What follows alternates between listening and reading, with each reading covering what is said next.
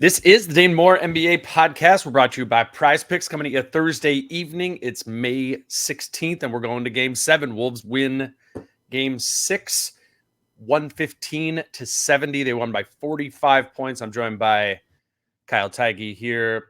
Kyle, the number that stands out to me in that, I guess, I don't know, all those numbers stand out to me, but the 70 really sticks out. The Wolves defense only gave up 70 points to one of the best offenses in the league. Felt like Jokic on his own had 70 in Game 5. The Wolves, I was looking this up before we hit record, the Wolves' best defensive performance of the regular season in terms of points allowed per possession was on April 3rd. They were playing the capital T tanking Toronto Raptors. Remember in that game, the Wolves allowed 0.798 points per possession, or a defensive rating of 79.8. Like average is like 117 or whatever. Those Raptors scored 0.798. And part of that was because they had signed a center on a 10-day contract that day. His name was Malik Williams. Never played a game before, wasn't on the team.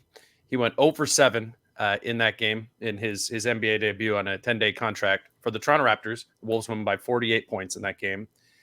And Denver, well, they started Nikola Jokic at center tonight, and they scored 0.761. It was points per possession. It was statistically the Wolves' best defensive performance of the entire season, and that's before you even factor in the stakes of it being an elimination game at home in Game 6. Much like I thought we had to start with Jokic, talking about him and how great he was in Game 5. I think we have to start this one talking about the Wolves defense. What stood out to you most about the defense tonight? I mean, before I answer that, just quick sports, right? Just sports. That was, I get it. And I've got it all year that it sucks to be a Timberwolves fan. And it's mostly embarrassing. And you've been doing a good job of trying to pull us out. But that was the best sporting moment of my life. And because of the defense, though. We can get because they had their backs against the wall, a franchise that has always had their backs against the wall or been laying on the floor, and to come out and to win it that way. I mean, you and I talked about. I woke up today from a text from Jim Peterson that just said, "Go score some fucking points." He was with us. He's like, they got to outscore the Nuggets. Like, they got to really figure out this offense thing, and they did. They had 115 points. Thanks to 8 off the bench from Luka Garza. People got their Luka minutes. But when their backs were against the wall in the biggest game of, maybe this franchise's history, or at least the last 20 years, they relied upon the same thing that got them through the first, 91 games of the regular season and playoffs? Defense. And to not only do that at home and to win the game, but the stats that you just brought up and the random Toronto center you just referenced, that was the best defensive game that they've played all year in the most important spot against probably the best team in the league. And that is sports. That's crazy. The Denver Nuggets scored 9 points in the fourth quarter. Luka Garza had 8. He almost outscored the Denver Nuggets by himself. And yes, let's talk about the defense, but part of that defense was before you blinked, it was 9-2. Yeah. And you're kind of like, oh God, here we go. And then they went on what I believe was a 20-0 run, which 24-2. Yeah, and they think I don't know. Maybe it was 20-0. 20-0 run is you scoring a bunch of points, but it's not the 20 that was impressive. It was the 0. Mm-hmm. It was the fact of I thought tonight they did little. I didn't. What's crazy too is that we hammered after Game 4 and after Game 5. You can't play Kyle anymore. You can't. I don't know. I saw someone say they should start Monte over Mike Conley. But they leaned into the same stuff, and they just made little tweaks. On the defensive end, I don't know if you picked up on this. They didn't really pressure ball handlers full court tonight, especially Aaron Gordon or Christian Braun. They just they segged off a little bit, let it get into the half court, and then they loaded up on Jamal Murray. Defensively, they let Karl slip under those 4-5 pick and rolls with Aaron Gordon and Jokic, rather than having Karl just give up the switch and make Rudy take Jokic. Karl-Anthony Towns, man, a defense, he only had 10 points. Who cares? Defensive masterclass tonight. They were on a string. Jaden McDaniels had a possession you tweeted out where he just guarded Jamal Murray for 24 seconds and kind of finished it with a block. He had another block on the backboard that was crazy. Their defense, they were doing what you talk about during all the highs of this season. They were just rotating around, and when they would double, they had guys behind the double that were already rotating, running around the perimeter. It was incredible. I have nothing smart to say. I'll throw it back to you, but that was the best defensive performance of the year in the biggest spot against the best team. Just quickly, because I forgot to mention this on the top, we are brought to you by sure, Prize Picks. Bring them all in. You can make your Game 7 daily fantasy lineup at prizepicks.com or the Prize Picks app. If you use the promo code Dane in this one, I don't know. Jaden McDaniels certainly would have gotten more than his point total in this one. I thought, well, if we just kind of move through how the series worked from a defensive standpoint, right? Game 1, the Wolves come out in their preferred matchup against the Nuggets, and the reason that I think that some of the Denver players were even saying last year of, the Wolves are a tough matchup. They played us the hardest. That was based on the first core principle of how the Wolves guard Denver, which is put Karl on Jokic, obviously, and you put Rudy on Gordon. And so they come out, they win Game 1 with that. And then in Game 2, you have no Rudy, right? And you're like, well, this is why this is what gives the Wolves a shot, is that double look on Jokic. And what they did in that Game 2 was they go, okay, we don't have Rudy, we're going to double from the top, right? Ant's guarding Jamal Murray, he enters it to Jokic, Ant comes down for the double there. And they did that with the ball pressure, to your point, in Game 2. That is, I think, a distinction between Game 2 and what happened tonight. But it was the same sort of energy of, all right, we're going to double from the top, which if you're Jokic, that means I'm a passer, right? That puts him in situations to more so, needing to play out of the double teams. He loves that. They get Rudy back for Games 3 and 4, and you go back to putting that Cat Gobert look, right? Gobert on Gordon. And in Games 3 and 4, they're like, okay, we need to remove this ball pressure from Game 2. Aaron Gordon's going to bring the ball up the floor. We're going to make it as difficult. Rudy's back. We're going to make it as difficult as possible for the Wolves to guard us that Rudy and Cat sort of way. And the Wolves had no answers for that in Game 3 and 4 at home. Aaron Gordon goes off, right? Game 5, the adjustment is they end up having Jokic initiate the offense. Kind of the same thing they were doing with Gordon, but they're like, we're just going to, if you're not going to double this and you're going to do the Cat and Rudy thing, we're going to clear it out. We're going to put Gordon in a position where he's really far away from Jokic, so it's going to be hard for Gobert to get over there. Or we're going to force switches by setting those 4 or 5 screens that you're alluding to. And so Jokic can just go one-on-one against Cat, one-on-one against Rudy. Jokic has masterclass Game 5. Tonight was a lot like Game 2 in that they're bringing the doubles again. They go, okay, well, we don't have an answer for Jokic one-on-one. We need to have these. We need to get the ball out of his hands. So we're going to double from the top again. But the difference in this one was they doubled from the top, but you still have Rudy. And I think that's why you let go of the ball pressure. You have to sacrifice something in that. And it worked again, man. It just unleashes Jaden and Nikhil and Ant and the perimeter guys, provided they kind of have the juice and they stay attached and all those things. But they executed that brilliantly. I asked a bunch of players about it. They were not wanting to talk at all about how they were guarding them or doubles and all that. But Finch did talk about kind of getting that energy back defensively. Where is it here? Here's Finch on the defense. So what was working for you guys defensively against Murray after he was kind of able to get loose in Games 3 through 5? Yeah, I mean, I think attention to detail, just not allowing him to have so much separation. Of course, get him back in transition, where you can actually get into people's bodies, be physical. Just the willingness to keep pursuing. It's tough, It's like pass, chase, screen, get it back, flip the screen. It's multiple things. So we'd been doing that earlier in the series, and we kind of let it slip. So we found that tonight again.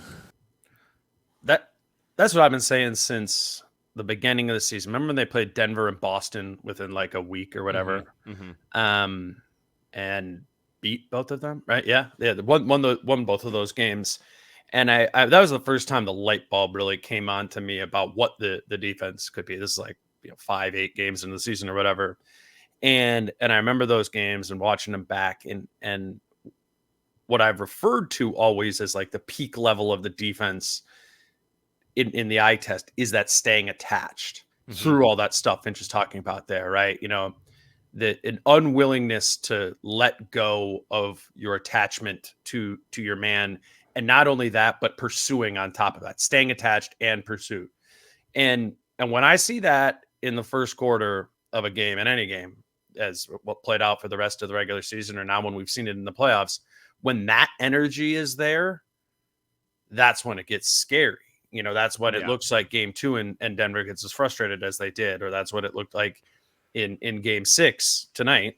And it's just discombobulates the opponent, even if it's a great offensive team like Denver. And the question is, and the Wolves are the number 1 defense all season. They didn't play like that, the Denver and Boston way, attached and all that, the whole season through 82 games. Because I'm not sure that that's really possible in an NBA regular season to play defense that hard for 82 games. I thought, coming into the playoffs, it was going to be like, what percentage of games are they going to be able to give that and have that, whether it be from an energy standpoint or just from the refs maybe allowing them to play more physical, or just kind of Jaden and Ant and those guys really hungry defensively. And you saw that right away early and often. It got back to when Jaden's just playing defense and he's in his rhythm, and he's like he's not smiling because he doesn't do that, but like on the inside you can kind of tell he is. That was there, and that is, if they're going to win game 7, it has to be. There is no way you win game 7 without that attachment, that pursuit, and doing it almost the entirety of the game. Right. It has to be there, and credit to them tonight. It totally was. Nikola Jokic is still, despite tonight, like the best player in the world. But I think we forgot, and we should have probably mentioned this after game 5, after he had what might have been the best game of his career in a big spot. He was 1 for 6 against Karl in that game. And again tonight, it was one of the, like, I took notes in the first quarter and then I blacked out after that when it got really weird. But if you go back and rewatch it, to Finch's point about staying attached, I don't remember them doing this in most of the games in the series. But one of my biggest pet peeves in a sport now, I mean, there's just so much pick and roll, right? Teams just run a pick and roll just simply to be like, we want to choose who's going to defend the ball handler. Yep. And I've heard like Russillo say this before, but I really think in the NBA, teams just give up the switch way too often. They're just like, oh, screw it, whatever. Like 30 feet from the basket, they'll run a high pick and roll, and they're just like, okay, whatever, we'll switch.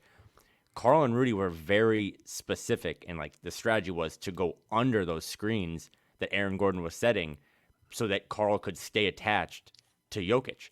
Because and the thing is you are giving something up there, right? Sure. Like Jokic can flare out for the pop, or he can just pop, right? And the three's going to be there. But you kind of know with Jokic, it's not that Jokic can't shoot and make threes, but there was always, whether the 4 or 5 stuff, that's like totally he was doing that and going under it. But there was always like this cushion that it seemed like Karl wanted to play with, where he's like, if there's something I'm going to give up, it's going to be a lightly contested 3, and maybe I'll have to adjust if you start making them. I just thought that was a really good idea. And when we lay out the like list of ways in which Jokic can hurt you, that's probably a pretty good one to choose, because it doesn't involve his teammates. Mm-hmm. He's good at it. He's not elite as a shooter, but it also just doesn't seem like the way he wants to play. Like, and That's it. Like that's the thing. And that's why I want to continue to give a guy who was terrible tonight and still finish with 22-9 his flowers, because he, again, I want to say this so when it gets aggregated, he is the best player in the world. There is no way to stop him. Mm-hmm. All you can do is the cliche of hope to slow him down or to make him uncomfortable when he's still dissecting you. And that's what they did tonight, and that's what they did in game 2, and that's what they're going to do in game 7.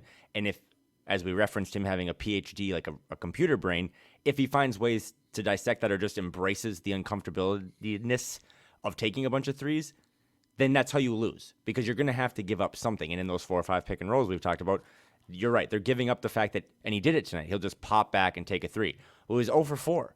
That's, if he goes 4 for 8 in Game 7 on Sunday, Denver will probably win. But you got to take away the comfort zone. I mean, another thing Karl does too, I think, just better than Rudy and better than anyone on this team, and God forbid, better than a lot of guys in the league, he just makes him catch a little further out, right? Like, Jokic is going to back you down, but Karl at least makes him catch outside the paint. It's what guys do to him, right? We're always like, Karl, do your work early, get deep. I mean, I'm not, listen, a little crazy right now. Couple beverages, but like it's kind of like the Karl backing down Boogie Cousins meme.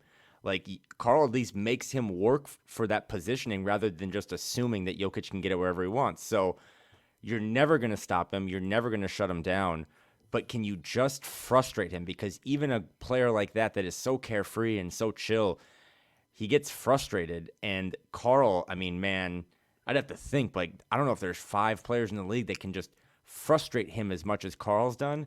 So for Karl and the defense on stuff, for him to have 10 points, I mean, that was, and Ant said it post-game in the locker room, just an incredible performance. The offense was great. They were scoring at a crazy clip. They had 31 in the first quarter. But that defense is what helped them kind of re-grab the rope when, I know it's silly, but at 9-2, it did seem like for a split second that thing could get really hairy. And they just locked in defensively. Go watch the first 5 possessions on defense after it got to 9-2. They get those points, they get those spurts and bursts because they dialed it up another notch on the defensive end. And again, I don't really think it was crazy. We talk about adjustments, right, in the playoffs. That's the buzzword. I don't think they made crazy adjustments. Do you? It's just they kind of made subtle tweaks to do different things. The doubling thing was big. Who they were doubling with, you mean, right? Yeah, well, I mean, doubling from the top and forcing Jokic to pass out of that. But I think, but broadly, I agree with that. And I think Cat is a good example of that, in that they've done all these different things against Jokic throughout the series around him. But Karl's job has always kind of been the same, largely, right? It's absorb that first hit. Don't let him get deep, and he's done a good job. And I think I would imagine that's really difficult if you're Karl, of like, thinking about, okay, where's Rudy in proximity to me if they're guarding in the spy look? What do I need to do if this is just a one-on-one possession? I know I'm getting no help. That's a different thing. Are they bringing doubles from the top side? Like, I think all of those, you need to be cognizant of all those things if you're Karl Anthony Towns. And I think he has been in this series. You mentioned Ant on Cat. I'll play that clip. And talk about the decision to put Karl Anthony Towns on Jokic. Hold on. My God, what are we doing here? I mean, if you're going to show up to media, ask good questions. Don't ask, hey, how important will Game 7 be? Ask real fucking questions. Well, and that's why I really appreciated Ant's answer to this, because if you've been watching the series, we know who's been guarding Nikola Jokic, but we'll play that again. Karl Anthony Towns on Jokic, and how do you think that impact? He's been guarding him. He's been guarding him the whole series. Yeah, he's been doing an outstanding job the whole series. That's always been a matchup. Every time we come out, Cat is on Jokic, so it wasn't new today. Yeah, and I think the main thing today was his ass stayed out of foul trouble, like I told him in the Phoenix series. That was all that was. Yeah, I mean, I cussed him out. Every chance I get, bro. Stop fucking fouling. Like, I think you guys see it. Like, if Cat don't foul, we pretty much can win the game every time.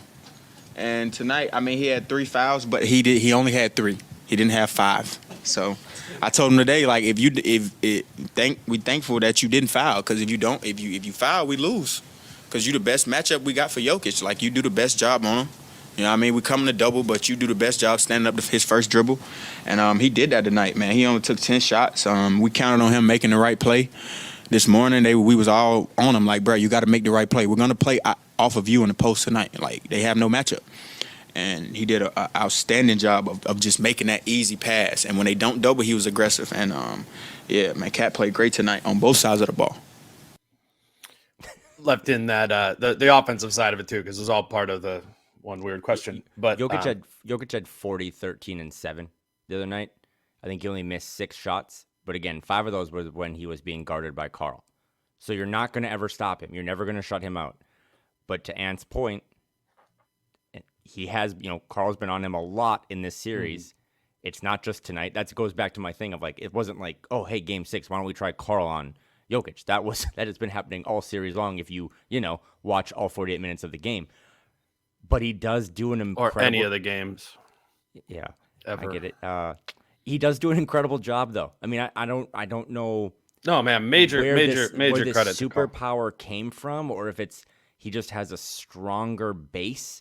I mean, the funny thing is, too, is I'm just like trying to come up with an answer on the spot. We're talking about a guy who used to be a 5, who's now shifted down to a 4 and has lost a bunch of weight and had played 10 or 11 games now since banging up his knee and was limping around 48 hours ago in Denver. And he just knows for a guy who gets his like basketball IQ questioned all the time in Karl, he is really, really smart in how he defends Jokic. And again, he did have 3 fouls tonight. I think they were all in the first half maybe, but it's like the Jaden thing, right? When we put Jaden on a Luka or something, if Karl's going to guard Jokic a majority of the time, you just kind of got to assume he's going to end up with 4 or 5 fouls. It's just what happens. So for him, but not in the spurts. I think that's what Ant's getting at. Yeah. It was never in the 2 in the first quarter, or 3 by the second quarter, 4 in the third quarter. Like, he stayed out of foul trouble, and that allows them to stay in the base defense they want to play in.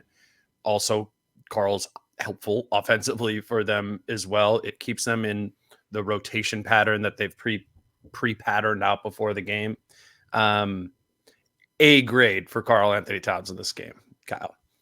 Let's grab our first break here, though. And today's show is brought to you by some English muffins at stoneandskillet.com. We do have an English muffin sponsor because I think English muffins are one of my favorite foods. Some eggs Benedict. Have you made eggs Benedict? Are you an eggs Benedict guy? Yeah, but not with seafood. Get that out of here. I'm just trying to have a normal breakfast. Like, I don't need crab Benedict. Anyway, I got lobster Benedict when I went out to the Boston game. Yeah, is this a good time to ask for a raise? I had like we did a pod that morning, and then I went and I think we did a Stone and Skillet ad on there too. So it was on my mind, and I'm like, I should get some seafood in Boston. I thought that's my only time I've ever had that. But I did make on Christmas. I made eggs Benedict with Stone and Skillet English muffins. I never knew that there could be more to an English muffin. I was always just like, oh, whatever, grab this one at the grocery store. They sent you some. We've been having them.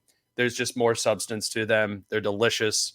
6 grams of protein in every one of them. So I think we have helped sell out stoneandskillet.com, but you can go to Whole Foods here in Minnesota and in many places across the country. Go to the little English muffin aisle, the bread aisle there. Pick up some Stone and Skillet English muffins. If you're getting English muffins anyways, I promise you these are a lot better. You can get information at stoneandskillet.com. Today's show is also brought to you by Adriana Lonick at Coldwell Banker Realty. And I thought that I've been telling y'all about Adriana and her business as a realtor with Coldwell Banker. I think this is something that makes sense. You need this person in your corner to help you make the right decisions in the home buying process, particularly if it's your first time buying a home. This is how you get the ball rolling. You contact a realtor for a free consultation to better understand what it is that you need in the purchasing real estate process. How you can do that, how you can contact Adriana. She's great in communicating. You can communicate with her via text, call. You can go to the dancingrealtor.com. That's her website, and that will kind of send you in the right direction. Or you can call or text at 715-304-9920. Again, if you are starting the real estate process, how you get the ball rolling on home ownership is by contacting a realtor. And if you're in Minnesota or Wisconsin, I really do recommend Adriana. And you can, again, go to the dancingrealtor.com or call or text her at 715-304-9920. All right, Kyle, we got a little cat going there. But I think the next line item on my agenda here is Jaden McDaniels. And I mean, there are consistent things to like about Jaden McDaniels from a defensive standpoint, but we've been saying this all year. Finch has referred to Jaden McDaniels as the barometer of the Wolves offense. And when you get a even good, not even great by Jaden McDaniels' standard offensive game, a good game, man, this team, it's a different level. It's your cliche X factor. It's all those things. What Jaden can give you on offense is huge. What he made open shots, but he also was really involving himself as like a screener. He was playing within the flow. He had that one isolation on Aaron Gordon where he crossed him up at the top of the key. Like Jaden got into within his little sliver of offensive usage, he got into the entirety of his offensive game in this team and absolutely nailed that. We talk about Jaden all the time defensively and what he means, and we kind of got into that a little bit with the guarding Murray and how they're playing defense. Obviously that pops there, but the offensive element of his game was the barometer for this offense. You just kind of knew early that if this is how Jaden was playing, like this team is probably going to be all right offensively. So for the most part, right, this was a blowout. Like, so anything that kind of happened in the second half was not mute, but it really is the emphasis of this pod, at least in my mind, is what happened in that first quarter, because that just kind of set the tone for how this fight was going to play out. And it's funny because with Jaden, I think his first shot was a wide open three that he missed. Mm-hmm. And now they're down 9-2, right? And we're kind of back to that same old thing where Denver's probably just going to let these other guys, just beat them and like prove that you can make it, giving them the Aaron Gordon treatment kind of. Yeah. And he misses his first one. And I know that if you were in that building, there was probably a big sigh of like, oh, shit. And then a couple seconds later, man, he just took another one. And it was right after the timeout, right? Yeah, and Michael Grady, man of the people, tweeted this out. He's like, "I remember that three. That could be a thing." And it's funny because it was 3 or 4 minutes into the game, but it was a thing. And I think Finch post game talked about how I got that clip right here. I'll play it. Yeah, play it. Chris, you often refer to Jaden McDaniels as a barometer for the offense. Were you thinking about that going into this game, and then what stood out to you from his offensive performance? I mean, just confidence. He played with confidence. He hadn't been shooting the ball well, hadn't necessarily been scoring it for us. But I thought he got a lot of good looks the other day. Of course, they were going to continue to give him good looks. It was his three, I think, that kind of sparked us out of that timeout. We really needed to see that thing go down. And then it was just, play off the catch, make the right play, stay confident. Everything came in the flow of the offense. And he got a bunch of buckets in a lot of different ways, which is for us when that's happening with Jaden, we know we're playing the right way. So he 6'2", Jaden misses a three. 2 minutes into the game, Michael Porter Jr. comes down, hits the three, 9-2 timeout. Next possession out, Jaden and gets a defense rebound, comes down, Jaden hits a three. Same type of shot. It's 9-5. I know that sounds crazy, but it actually did set the barometer for what happened next. I think there was an Ant leak out dunk where Ant and Jaden doubled the guy and got a breakaway dunk for Ant. Finch has been on this the whole time that he is the barometer, and when he's feeling it, and we talk about all the different things about Rudy on the roll and spacing Cat and having to face these doubles, and Mike, obviously we got to talk about him at some point. But if Jaden's hitting shots like that, and not only is he hitting the threes that he just like has to take and has to make, the best moment of the game for me wasn't that three, but at the end of the half, starting to get those scar tissue again, right? Like just thinking it was 24 and now it's 21 and now it's 19. I was like, man, if this gets to 15 at half, that's a pretty big win for Denver. And it's subtle, but Jaden has that put back kind of knows the clock, knows the situation, right? Doesn't grab it, come down with it, try to dunk it. Just kind of finger taps it back in to put it back up to, I think, 17 at half. It was one of the smartest games I think he's ever played. And it was also one of the most confident games he's ever played. And you got to give a guy like him credit for that because it's really hard to be confident in the biggest spot of your career after you miss a shot, right? Like you missed that first one. I'm sure he's going through his mind of oh my God, am I going to shoot again? And he just let it rip again. Finishes with 21 points. How many rebounds did he have? 4. 1 steal, 1 or 2 blocks, but yeah, it's obviously what he did defensively. 3 for 5 from 3. Mm-hmm. But yeah, I mean, he was. They just needed that, right? Like we talked about Game 5. Ant wanted to come to the party, didn't really have anyone else around him. Rudy did his thing, but when the Wolves are going to treat Aaron Gordon like that, Aaron Gordon has to produce, and he's produced in 3, 4, and 5, and that's how they won those games. If the Nuggets are going to conversely treat a similar type player like Jaden like that and keep him wide open and treat him like a running back that plays pickup hoops, he has to deliver in those spots. And again, hyperbole aside, whatever you want to say about me, factoring the context, I mean, that was the best game Jaden McDaniels has ever played. I mean, it was. He should have been on the podium. Ridiculous. Podium game, Jaden. I think he was. Okay, well, I couldn't see. I was there for Ant, and then I went back in the locker room, and I think Jaden. So I don't have any clips of what Jaden McDaniels said afterwards, or I don't know what he said. I do think kind of related to that, to Jaden being as open as he was to take threes or to attack off the catch, as Finch was talking about. I think a lot of that was about the gravity of Rudy Gobert on offense came back. Okay. And it wasn't a big performance from Rudy from a scoring standpoint. 4 for 8 from the field, only 8 points. But the first play of the first quarter, first offensive possession of the game for the Wolves, Rudy Gobert on the roll, dunk. First possession of the third quarter, Rudy Gobert on the roll, fouled, gets to the free throw line. And this is what I was talking about, man. It's like, it doesn't need to be a lot of Gobert there. It just needs to be enough so they don't ignore him.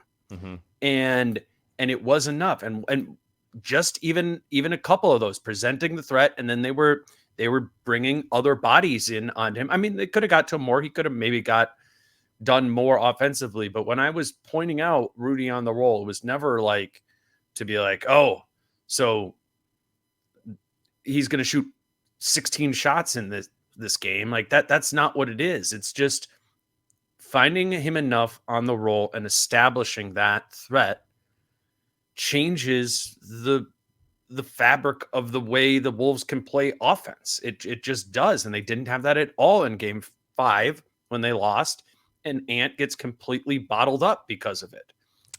Having Rudy do that was the first thing that loosened things up, I thought, so that Denver couldn't play defense the way that they did in Game 5 and probably the way they wanted to in this game. Everything you just said, 10-15 mark of the third quarter. Go watch that play. Write down. Ant gets doubled high. Rudy setting the screen. He finds Rudy on the split. Rudy catches the ball the 3-point line. He has Carl to his left, spaced at the top. Mike to Carl's left, and Jaden in the corner. Rudy takes one dribble, kicks it to Mike. Mike swings it to Jaden. He's wide open, hits the 3, 64-42. Again, the ball game was kind of over before then, but it was a nice start to the third. But that's the type of action that I think you've been hammering for a long time. Yeah, it's that one. He doesn't get an assist on that, and he doesn't get a bucket on that. Rudy catches the ball at the 3-point line. That's all he needs to do. Catch it. Seriously. Neuroscience. I mean, honestly, sometimes that's enough. And just because they've dedicated defense in another direction and not there, and you get it to him there, and now they're scrambling. And they've played well out of a scramble, flying around at times, but it's hard to do. That's really hard to do. It's the same thing, we were talking about with the Wolves, of why defensively during the regular season it didn't look great every game, because it's really hard to do, scramble around on defense when it's a back-to-back. Mm-hmm. It's also really hard to do if you have a couple days off. I think Rudy fosters that body movement of the defense that you can take advantage of with passing, because you can pass the ball faster than they can move. I thought that was big, and again, not in volume, but to start the first quarter, start the third quarter with Rudy on the roll, that's big. You know what the first offensive possession was for the Wolves in the third? Right before that awesome play just happened. And this is also important for Jaden, right? In Game 7, kitchen sink game when everything's on the table.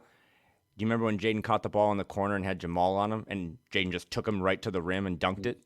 You got to do that too. You got to be decisive. You got to be that 0.5 mentality. But as soon as he saw Jamal Murray, he's like, I can just get this smaller guy to the rim. And you also can't talk about Jaden McDaniels without talking about that nasty ass cross he had on MPJ at the top. I think you said that. It was Gordon. Space, Yeah. It was against I MPJ. said Gordon before, but it was MPJ. Okay. He's got a bag. It's just a combination of finding, being the fifth person of a family of five to eat. He's usually the fifth person at the buffet line. And then also, too, confidence in whatever his bag is. If it's that recliner, kind of fadeaway that Britt references, these corner threes. I mean, after he made that first one, if you are a Jaden McDaniels fan like I am and you watch his form, you can tell when the confidence is in the form. It feels like a fully inflated inner tube. And he was taking them with such confidence. There's a little more arc on it. His body language is better. He just keeps that thing up there. Just an incredible game that post-game, when they interview Ant and Jaden actually gave really good responses. Said, Ant just gives me so much confidence. And that goes back to Ant being an incredible leader at 22.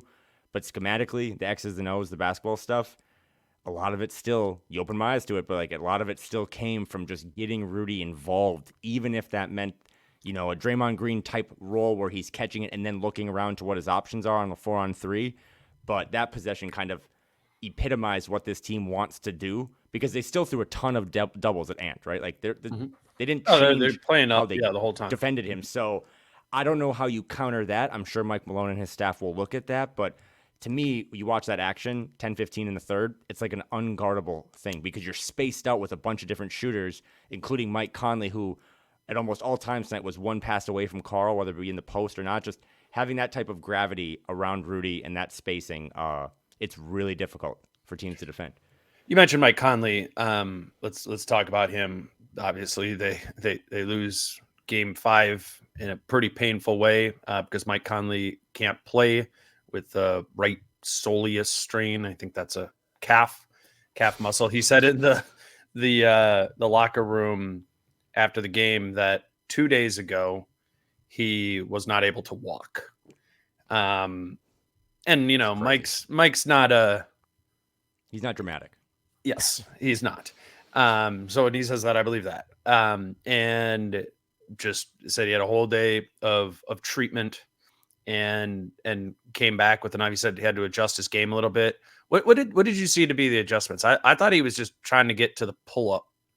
Like it was almost like a little bit more forced threes. There's a couple earlier. I'm like, wow, that's an aggressive pull up three there. But maybe the idea was, well, one of them was from the logo. I think that was a little aggressive. Yeah. But I think he was like, okay, I'm in a situation here in the possession where I probably need to be the guy who takes the shot. So you kind of, he runs through the decision tree in his head of downhill is that a great idea? It's never a great idea as a 5'11" guy or whatever. But particularly with a somewhat bum calf, I think he effectively adjusted his game. And if, I think he had 13 points, but the biggest thing was it just made it so Ant didn't have to initiate all the time. Bingo. It's that's the biggest thing. I saw someone tweet this out, but as we move closer and closer in our favorite sport to just positionless basketball, right? And everyone just loves to have this concept of can play all five positions. Having a floor general out there to just, as I said last pod about just having a host to get you to the breaks and into the segments and the ad reads, just to have someone take care of all that shit so you can just kind of hoop. I mean, Ant is growing up before our eyes and he's 22, but he's got the maturity of a 29-year-old and he's forcing his way to be at his peak at an early age. But he's at his best when he just has to play basketball. And he doesn't have to be, a manager or a supervisor. And that's tonight. There's a couple other things too. Again, to my point, if you go back and watch all the Karl post-ups, it does seem like it was intentional to have Mike be one pass away so that if Karl got doubled, he could kick it back to Mike, and Mike either knew exactly what to do with it or he could just let it rip. I mean, he took 6 threes tonight. Not all of them were just transition or, threes in that kind of scenario. But I just think having him out there to let Ant hoop was really big because the offense, yes, put up 115 points, but it also just seemed like they were getting into their stuff faster and crisper, and they never really got stagnant at any point in that first half. Yeah, it's always an interesting thing, right? With Ant of like how much do you want to have him in the Luka or Harden role as the big 2 guard, but it's really the point guard. And I know, going back a couple of years, once you kind of knew, like after Ant's rookie year and into his second year, and you could tell like something was coming here. For me, like the first place my head went to was Luka and Harden. And, but that kind of comes with the big question of, do you want to play your uber talented, guard who's big as a point guard? And I was always, curious about if that was going to be the eventual progression for Ant, right? I remember asking Finch about it a few different times, and I referenced Luka and James Harden specifically to Finch, and Finch coached James Harden in Houston, or was on that staff. And every time, I probably asked Finch about it 3-4 times over the few years. And every time he goes, where Ant is, I think what he said is where Ant unlocks his superpowers is against a shifted defense where he can attack off the catch, and that is going to happen just when you're the 2 and not the point guard. Sometimes the ball can work its way back to you, but it's just so much easier to find Ant against a shifted defense when he doesn't need to initiate the offense himself. And in Game 5, no Mike Conley, Nickeil Alexander-Walker starts a point guard. He's not really a true point guard either, and they missed that. And Ant had to play like Harden and Luka, and particularly against the way Denver was covering him in that game. That's just not Ant's game, or at least not Ant's game yet. It's not the one he's most comfortable with. Britt asked as Ant kind of about shifting more into an off-ball role in this game with Conley back. And what's the difference between you bringing the ball up and Mike or somebody else bringing the ball up and you being on the wing? Does your mindset change? How does it work? It's a big difference. Because last game I was trying to get people involved and be aggressive. But when Mike playing, I don't have to worry about getting people involved. That's his job. So, yeah, tonight it was no getting people involved for me. I don't think I had that many assists tonight. Yeah. Oh, I had 4. So I did what I needed to do. That's why I'll never have my own podcast. I don't have to get other people involved. I just want to shoot. Also, that's a media member that watches a lot of games. That was a great question by Britt, because to your Luka point, I know this is about Mike, but on Ant for a sec, we also, Luka's so good, and James Harden at his peak was so good, but that type of a ball-centric, it's never really fully worked, right? Like, that's not really how, you can get to a certain level, but that was kind of always my fear of, like, I don't want Ant to be that guy. I want him to have, as I've said before, like these professors along the way that can show him the tricks, but also just take a lot of the administrative burden. That's what it is. Mike Conley's just doing the administrative burden of being a floor general and a point guard so Ant can focus on what he does best. And to your point, kind of get the defense shifted a little bit or moving so that Ant is attacking these gaps. There was times tonight where he still got doubled, but he just broke those doubles and got to the rim. And I don't think that would have happened in Game 5. It didn't, because there's no Mike Conley. So also, you had a really good stat about that pull-up thing. I didn't think about this, but when you said Mike took 208 pull-up threes this season and made 45.7% of them. See, that's one just like a crazy number, but the 208, the 45% is crazy. The 200, yeah. The 208 is crazier, and I think what that is a product of taking shots in inopportune times often, like recognizing, you know what I'm saying? Like recognizing like, oh man, there's like 7 or maybe even there's more. There's 9 seconds left on the shot clock.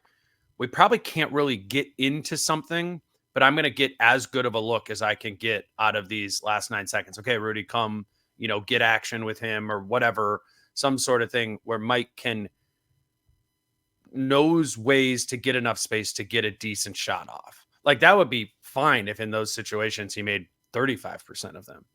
But that Mike Conley shoots as well as he does, given what his role is as administrative assistant or whatever, that isn't even locked into tonight. That is a huge part of the entire story of the season, or really the entire story of this story changing when they made the trade for Conley at the deadline last year. Having that and having a player willing to play that way without the need to get his, even though he is a 40-something% 3-point shooter, that's huge. And that's exactly what Anthony Edwards needs. And I'd be curious too on those 208 pull-up threes this season, 45.7%, what the percentages or the splits are when he's coming off of Rudy screens versus anyone else. Because, and you were on this back in January, but you have this superhuman man-child 22-year-old Ant, and then, if you get Carl spaced, and now Jaden had confidence in the three, but you've always said kind of the bread and butter at times when things get really sticky is to just run that Mike and Rudy pick and roll. And I think, because I'm dumb, like, okay, that's to get Rudy good looks or lobs at the rim or just those things. Sometimes, man, the best option is just a Mike to let it rip. And especially in the one that you posted tonight, he's going left, right, towards the bench. I mean, if he's dribbling to his strong hand and he can just let it rip, I mean, if you go watch the video Dane tweeted, I thought it was a bad shot. It was just kind of forced. There's 16 seconds left on the shot clock to your another point, and he just lets it go. Yeah. And in that moment, to put him up 21, I mean, it's just, to kind of put a bow on the Mike Conley thing, he's the antithesis of me, right? He's not dramatic. He's a straight shooter. But if there isn't anyone on this team that probably wants this more than him, and for him to not be able to play in Game 5, I imagine it killed him. I was watching tonight. I had a couple buddies at the game, and they were like, he looks 60%. I mean, there were times like between timeout stuff where he still looked. I mean, if you couldn't walk 2 days ago, you're probably not 100% now, but he never once brought it up. He never once used it as his excuse, which I think is a subtle comment about this series. And he just played through it, man. And that's what a leader does. It's what a vet does. And that's what someone who sees that this might be the best opportunity for him to try to get to that mountaintop. Incredible performance by him. 5 assists. Another Mike Conley staple. 0 turnovers.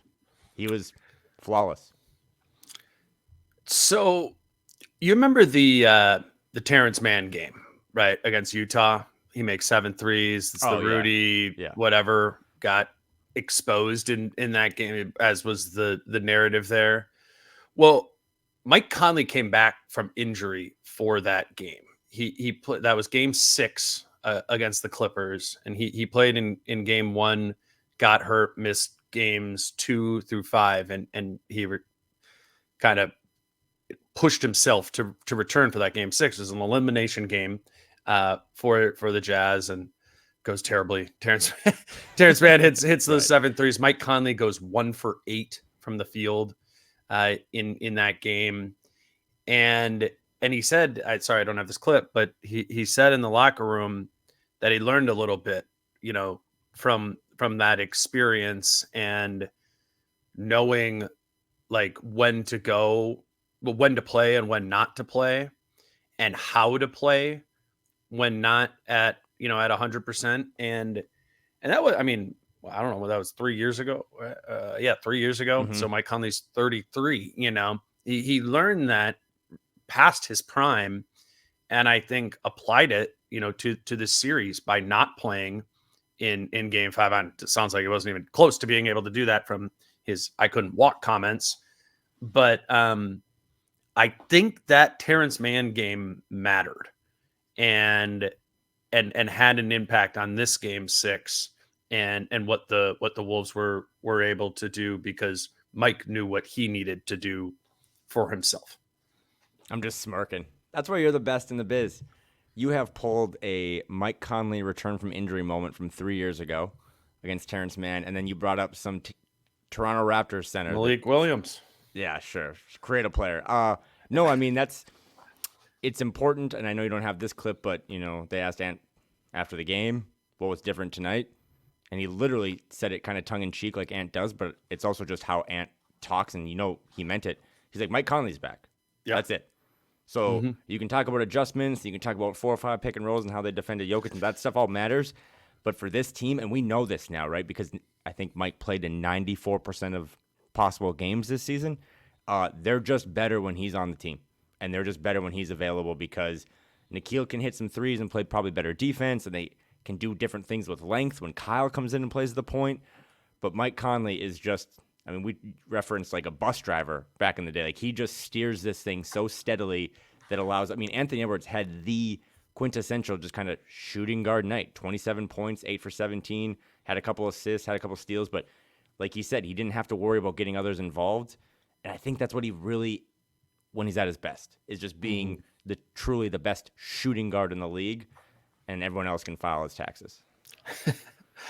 I know we mentioned Cat a little bit earlier, but I'd like to quickly at least give him a little bit more play here. For sure. Just in the sense that it was an elimination game. He is the fulcrum of how they guard the MVP. Rudy Gobert cannot do it. Rudy Gobert cannot do it because that's not what Rudy Gobert's strength is as a defensive player. Rudy Gobert's strength is at the rim and in free safety mode. Rudy Gobert is not a high-end one-on-one defender. We saw that, through the regular. It always stood out to me when they would play the Kings, right? Because you can't really, against the Kings, do the Aaron Gordon thing. You're not going to put Rudy on like Keegan Murray or Harrison Barnes or whatever. Rudy has to guard Sabonis there. And Sabonis got him. Doesn't mean Rudy's not the defensive player of the year. Doesn't mean he didn't have his impact. But to play the Kings, even if the Wolves would have played the Kings, you would have needed Karl to be the, like you said, the DeMarcus Cousins meme against Sabonis. And you absolutely needed that in an elimination game. You've got it pretty much all season from Karl, but the ability he has and the commitment to absorbing that first bump from Jokic, like just having watched these all back, and particularly just watching back the Jokic stuff from Game 5 where he was superhuman, like so much. I think when Jokic like hits, normally a guy is going to recoil, even a Rudy Gobert, or just somebody who doesn't have the strength or the trunk to sort of take it. And what Jokic like does is in that moment when he gets that bump, he throws down another dribble and almost starts kind of like pinwheel looking for what he's going to do. And that's, it's a lot of times like off that he gets that bump, reads how he's coming back, takes a look at his teammates around the floor for a cutter or someone spacing, or if you react too much to the bump, he's going to spin back the other way. And I thought Karl tonight took away that moment where Jokic kind of is able to assess the floor for even that little split, that little split second there. And no one else on this team can do it. Naz guarded him well in game 2, but it wasn't then that way, right? Naz was about fronting him in that game. It was about picking up Jokic full court. And then Rudy has not been able to absorb that blow. He tries to defend that blow with length. He kind of concaves in when it happens, but tries to stay there to contest. And I get why that's what Rudy has to do, but you have to be able to take that and handle that. And Karl did that and dedicated his focus to doing that. He wasn't very involved on the offensive side of the floor, but that was okay, provided he was able to step up and take on the biggest part of the entire matchup, which is doing as much as you can to not let Nikola Jokic go 16 for 20 for 37 points and 15 assists. Jokic had 22 tonight, right? I mean, a lot of his teammates weren't making shots, so he only had 2 assists. But I saw our guy Harrison Wind tweeted this out. He covers the Nuggets earlier today. This is Jokic in elimination game with the chance to eliminate an opponent over the past 2 seasons. These are his stat lines in elimination games: 43, 11, and 6, 28, 17, and 12, 32, 10, and 12, 30-14 and 13, 28-16 and 4, 33-14 and 14, 25-20 and 9. Tonight, Jokic had 22-9 and 2. That's it, man. I mean, being able to not let him, that's not a bad stat. Like 22-9 and 2 isn't a bad stat line, but not having it look like video game numbers. And this is the first time in the last 2 playoffs that Jokic, with the opportunity to eliminate someone, has not put up video game numbers, and Karl Anthony Towns deserves the credit for that. Once again, I throw this to you. Sports. A lot has been made, and I think a lot of people have scoffed at the notion that in his 8 or 9 years in Minnesota, while everyone else has come in and left and burned bridges and caused fires, that he has stayed and he has embraced the franchise and Kevin Garnett and the retro clothes and buying things on eBay and the sacrifices. People have scoffed at the sacrifices, right? Like, you bring in this other center and now Karl has to downshift to a different position, and you bring in this kid from Georgia and now you're not the face of the franchise, and all these other things. And the biggest thing for me, and the reason I'm saying this is because I tuned into like the Bill Simmons post-game thing he was doing, and all those guys on the show were like saying, I really like Karl Anthony Towns. I really want him, like, he's a good dude. I really want him to succeed. That is not how he's been talked about for years. And sports, like, the narrative has changed. Whoever loses on Sunday is going to get flamed for a little bit, but it's going to be like one of those UFC fights where both opponents at the end are bleeding and have like their eyeballs drooping out. Like, someone's going to get made fun of and someone's going to win, but there'll be a respect level. I think Karl Anthony Towns, for a guy that earlier this season, there was a tweet that was like, you couldn't get any picks for Karl. Like, I think he has changed his narrative because he's winning, and he's not just on a winning team. He's creating the winning. Like what you just said in Harrison's tweets and those stats, like, he is slowing down, never going to stop him, slowing down one of the best offensive players we've ever seen in the history of the league. And then also just doing it in a way that, as Ant says, if he can quit fucking fouling, allows him to stay on the court. And when he's on the court, they're just a really good team on both ends. I mean, yeah, he didn't even hit a 3 tonight, but 13 rebounds. Dude, do you know how many rebounds the Wolves had? Yeah. 60. The Denver Nuggets had 70 points. The Minnesota Timberwolves had 62 rebounds. Yeah. And he had 13 of those. For a team or for a player, right, that rebounding did them in against Memphis or had done them in the past. So what you said is so. I asked him about and I don't have this clip, but I asked him about the different ways in which they've guarded Jokic, like, around him. Oh, okay. And what he said at the end of it, he goes, ending those possessions was huge tonight. And I think, like, in many ways, like, particularly if you're doubling, it's kind of hard to rebound out of that. And I mean, and they did like, when you double, right, you're going to need to scramble back into a new shell. And they did not only a good job of, I mean, there's 4 or 5, like, whoa, that was insane rotation stuff.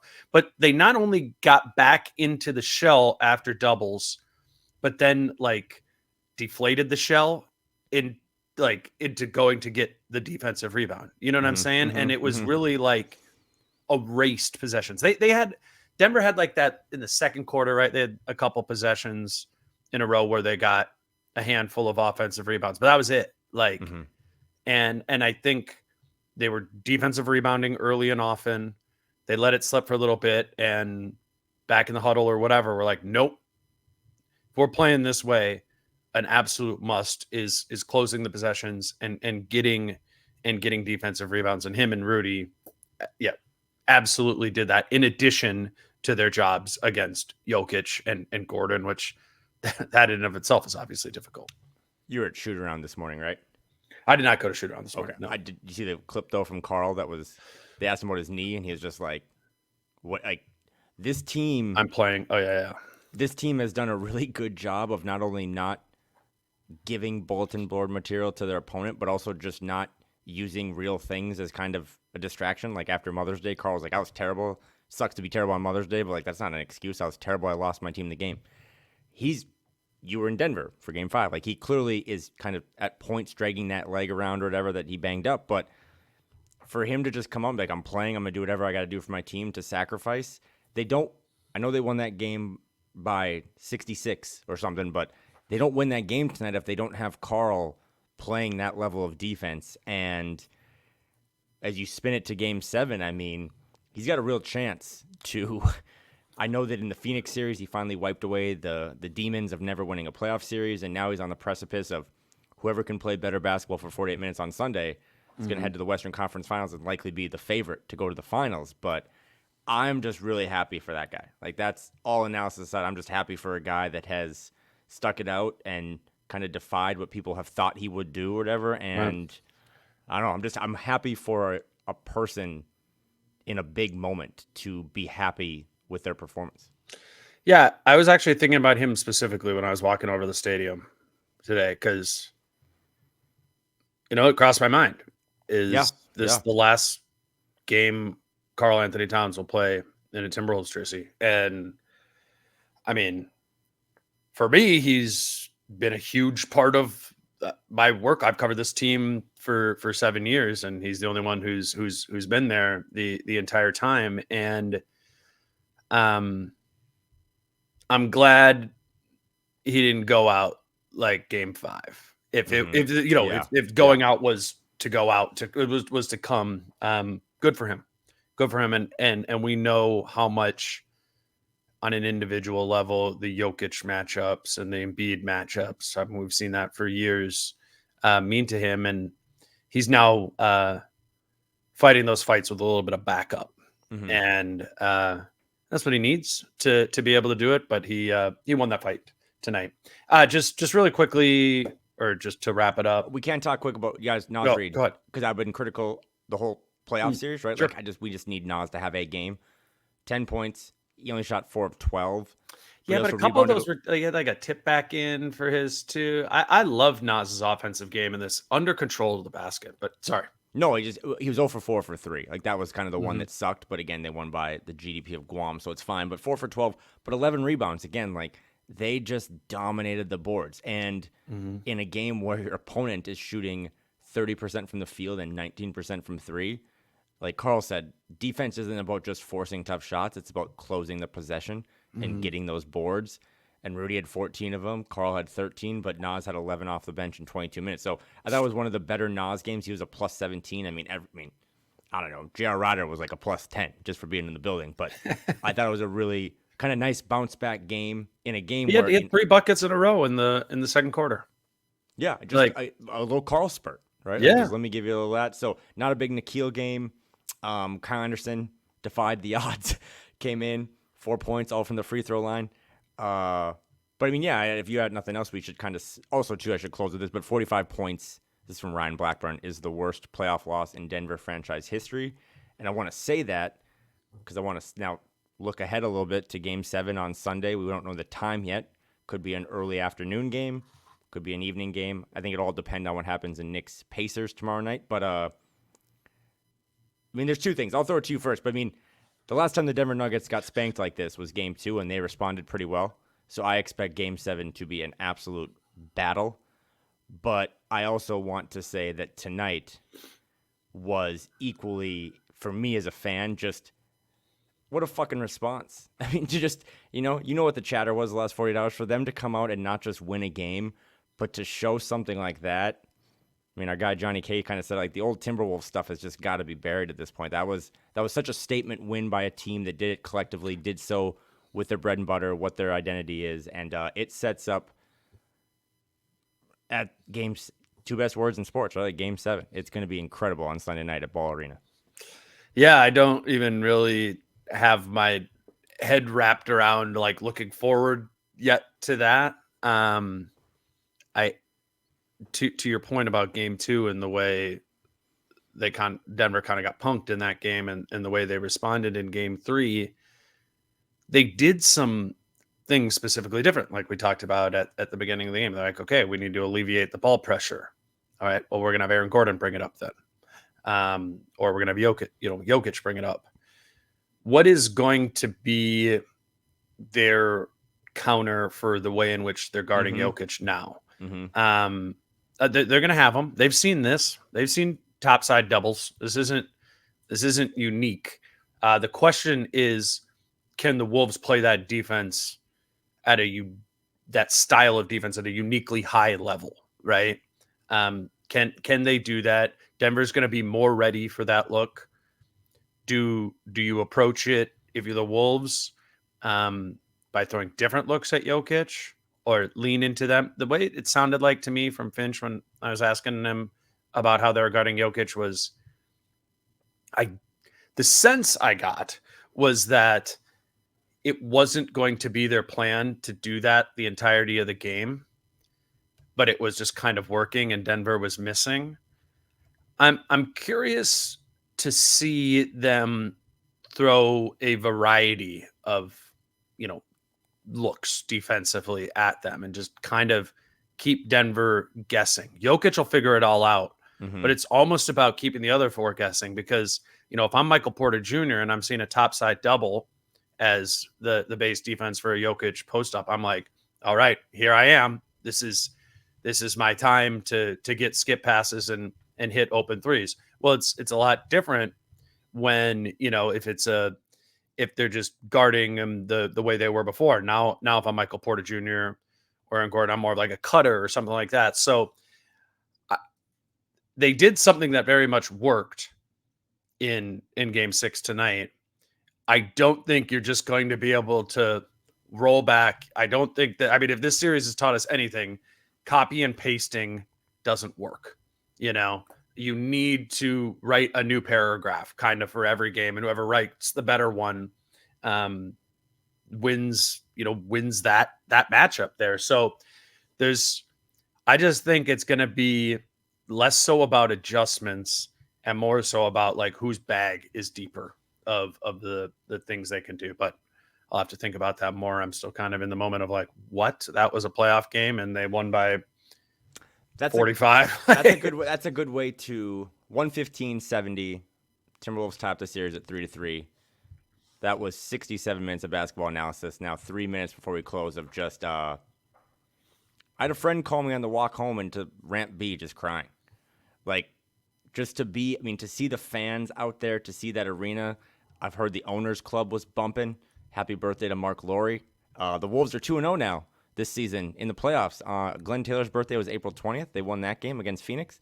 Tonight they win for Mark. I think A-Rod's birthday's in July, so maybe the summer league. KG's birthday's on Sunday. Sunday, Game 7, May 19th. May 19th is the 20-year anniversary of the Wolves defeating the Kings in Game 7 in the 03-04 Western Conference semifinals, and it is also Kevin Garnett's birthday. Once I figured out those dates, man, I was just heavily betting the Wolves. Sunday becomes we say it all the time, but forget everything I ever said. Sunday becomes the greatest moment, the greatest lead up to a moment, greatest game in 20 years. And if you haven't bought in yet, it might be too late. The price is up. We've done 92 of these now. This has been such an incredible fucking season. And every time you doubt this team or this coaching staff or this fan base, they respond not only with a win, but with a just impressive, memorable. I'll never forget tonight. I'll never forget seeing how loud that place was when they're up 45 and every fan was still standing. And then Luka Garza hit a three, and I thought the roof caved in. Like, what an incredible, incredible team. What an incredible group of leaders. And Mike Conley and Ant. What an incredible group of beat reporters asking really good, smart questions. I am so happy for people. Last weekend was kind of a downer. I know that this game's in Denver, but these next couple of days, man, just soak it in. Because in Game 7, everything you just said, I know you're going to really dive into it. I don't give a fuck. It doesn't matter. It's just anything can happen in Game 7. Like, Nickeil Alexander-Walker could have 25 points and get a shoe deal.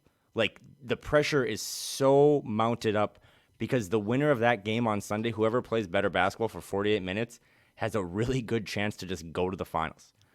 Or at least be favored to go to the finals and maybe have home court to go to the finals. So you can't ask for anything more than this. I know you are a reporter and a real businessman, but as a basketball fan yourself, it gives you chills. Like Sunday's going to be incredible.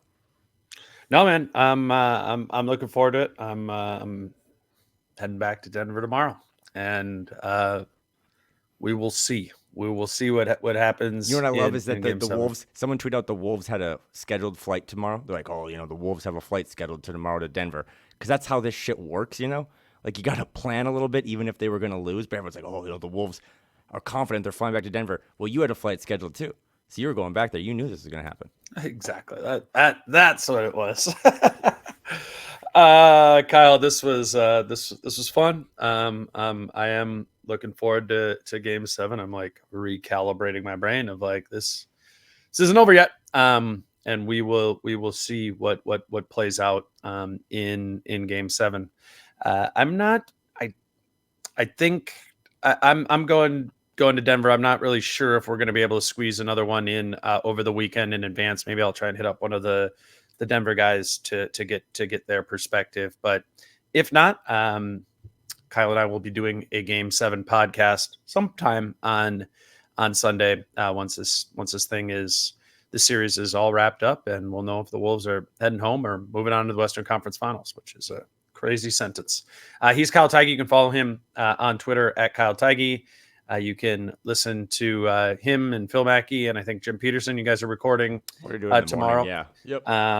Yep. Flagrant Howls for Score North. So make sure to get Jim's perspective and Phil's perspective there as well with Kyle. And we'll keep this thing rolling. Until then, he's Kyle Theige. I'm Dane. Peace out. How I'm feeling, man, I hope it never stop, yeah. Green and hot so you can find me in the crowd, yeah. Don't let standards ever bring you down, yeah.